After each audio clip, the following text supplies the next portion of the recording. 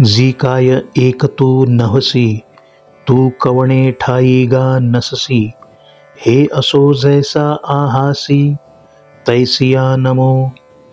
वायु तू अनंता, यम तू नियमिता, प्राणिगणी वसता, अग्नितो तू, वरुण तू सोम, स्रष्टा तू ब्रह्म, पितामहाचाही परम, आदिजनक तू.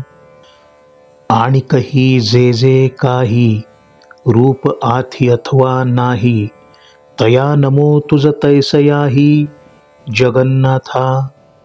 ऐसे सानुरागे चित्ते, स्तवन केले पांडुसुते, मग पुढती म्हणे नमस्ते, नमस्ते प्रभो. पाठी तिये साध्यंते, न्याहाळी श्रीमूर्ती ते, आणि पुढती म्हणे नमस्ते, नमस्ते प्रभो. पाहता पाहता प्रांते, समाधान पावे चित्ते, आणि पुढती म्हणे नमस्ते, नमस्ते प्रभो. या चराचरी जी भूते, सर्वत्र देखे तयांते, आणि पुढती म्हणे नमस्ते, नमस्ते प्रभो. ऐसी रूपे तिये अद्भुते, आश्चर्ये स्फुरती अनंते, तव तव नमस्ते, नमस्तेची म्हणे.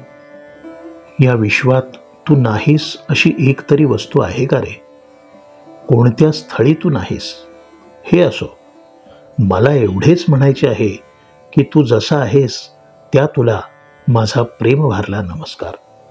हे अनंता, तू वायू आहेस, जगावर शासन करणारा यम तूच आहेस, प्राणीमात्रांमध्ये असणारा अग्नी तू आहेस. देवा, तू वरुण आहेस, चंद्रही तूच आहेस, सृष्टीकर्ता ब्रह्मदेव तू आहेस, पितामहाचाही श्रेष्ठ आद्यजनक तूच आहेस. हे जगन्नाथा, आणखी जे जे म्हणून तुझे सुस्वरूप अथवा जे जे म्हणून या विश्वात रूपातीत आहे त्या तुला मी प्रेमाने नमस्कार करतो. पांडुपुत्राने म्हणजेच अर्जुनाने प्रेमपूर्ण अंतःकरणाने देवाचे स्तवन केले आणि मग पुन्हा म्हणाला, मी तुला नमस्कार करतो देवा. नंतर पुन्हा त्या प्रकट मूर्तीकडे आपादमस्तक पाहिले आणि अर्जुनाने पुन्हा म्हटले की प्रभो, तुला मी नमस्कार करतो. भगवंताची ब्रह्मांडव्यापी व्याप्ती पाहून अर्जुनाच्या चित्तात समाधान नांदू लागले आणि तो म्हणू लागला, भगवंता, मी तुला नमस्कार करतो. संपूर्ण चराचरात व्यापून राहिलेल्या अखंड परमेश्वराला अर्जुनाने डोळे भरून पाहिले आणि म्हटले, भगवंता, मी तुला नमस्कार करतो. भगवंताची ती सर्व अद्भुत, अनंत आणि अतिशय आश्चर्यकारक रूपे पाहून अर्जुन म्हणू लागला की मी तुला वारंवार नमस्कार करतो.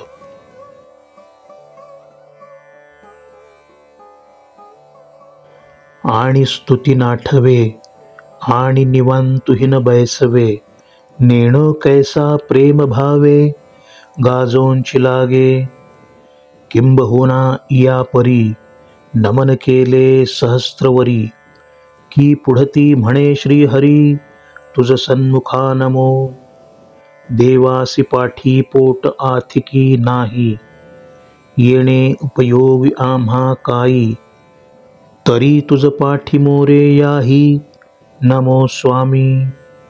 उभा माझिये पाठीसी, म्हणून पाठी मोरे म्हणावे तुम्हासी, सन्मुख विमुख जगेसी, न घडे तुझ.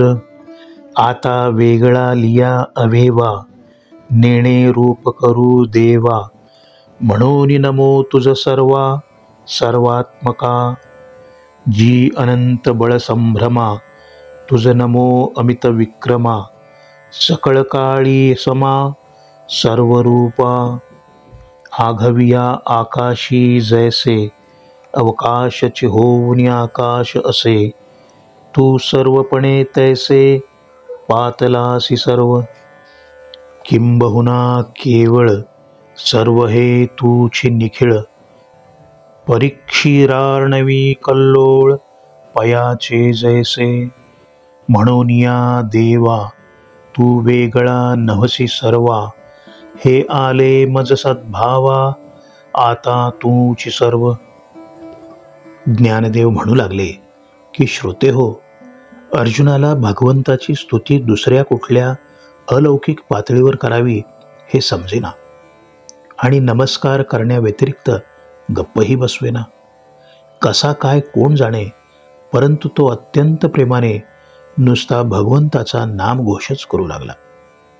अशा प्रकारे अर्जुनाने 1000 वेळा भगवंताला नमस्कार केला आणि म्हणू लागला की श्रीकृष्णा, माझ्या समोर प्रकट झालेल्या तुझ्या अप्रतिम रूपाला मी नमस्कार करतो.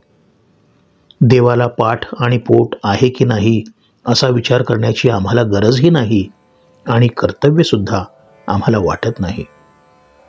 तरीसुद्धा पाठमोरा असलेला तुला मी नमस्कार करतो.